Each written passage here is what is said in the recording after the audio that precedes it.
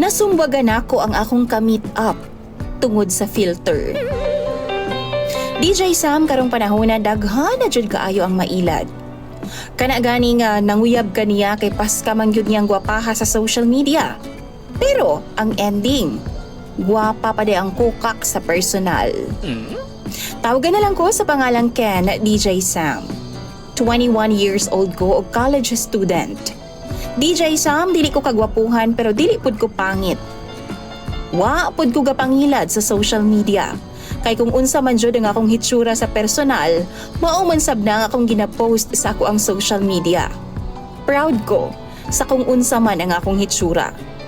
Siguro mapahamis lang og gamay tungod sa cellphone pero dili jud layo kung unsa man jud ang akong tinuod nga hitsura sa personal. Nagagamit pud kog filter, klarohon ako na, pero katong dili pud layo sa akong hitsura. Kana ang close to natural lang gyud nga looks, DJ Sam.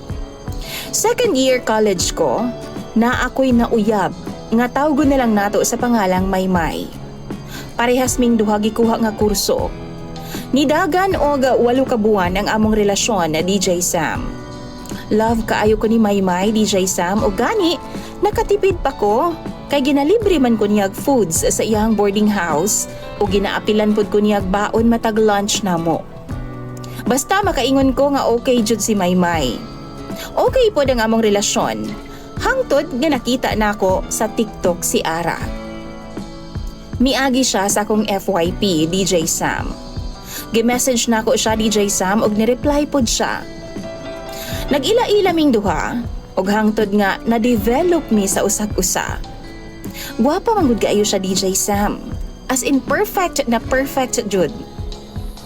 Hawd pud siya mukiay sa mga TikTok videos niya, DJ Sam. Og dihang gipanguyaban ako siya. Gibasted ko niya kay lagi, naaman daw ko'y uyab, og sugton lang daw ko niya kung free nako. Yes, DJ Sam, naging honest ko sa iyaha. Og giistoryahan nako siya about sa ako ang girlfriend nga si Maymay. Sa ilang duha ni Maymay, DJ Sam, mas ma-excite ko nga kaistorya si Ara. Maong saway pagduha-duha, gibuwagan nako si Maymay og gipursu nako si Ara. Naging kami, DJ Sam. Og after 1 month, first month sa rin mo, nagsabot ming duha nga magkita nami. Pero wa ko niya gisipot, DJ Sam, kay lagi, busy daw siya sa iyang trabaho. Gisabot na ako siya, DJ Sam. Hangtod nga naabta na lang og 3 ka buwan, wa paghihapon mi magkita sa personal.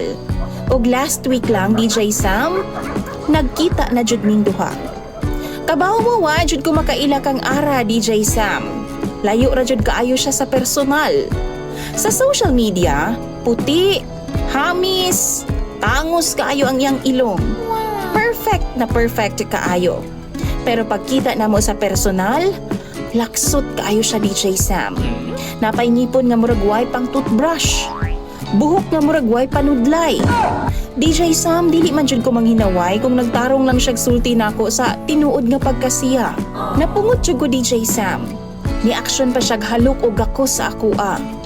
Giisip na ako nga layo ra jud kaayo si Ara sa hitsura ni Maymay. Dili kayo gwapa pud si Maymay, sama nako pero presentable siya.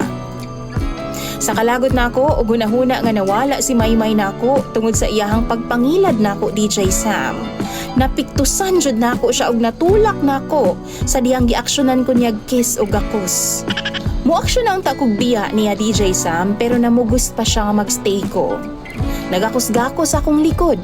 Maong wa ko kaantos. Ako siyang napiktusan pag-usap. Mura jud din tawag suso sa sapa og dagway, DJ Sam. Nakipagbulag ko niya, apan wa siya misugot. Kay nahigugma daw siya nako pag-ayo. Plano na gani daw niya nga ipaila-ila ko sa iyahang pamilya. O kung mawala daw ko niya, mas maayo pa daw idemanda ko niya sa akong pagpamisikal sa iyaha. Mauna akong problema karon, mga followers ni DJ Sam. Gikalibgan ako na. Unsaon ko man ni. Dili ko gusto nga makipagbalik ni Ara, DJ Sam, kay di gyud ako matake ang yang hitsura sa personal. Pero di pud ko gustong mapriso. Tambagi daw ko ninyo please, kay ako nang basahon sa comment section. Imong follower, DJ Sam, Ken.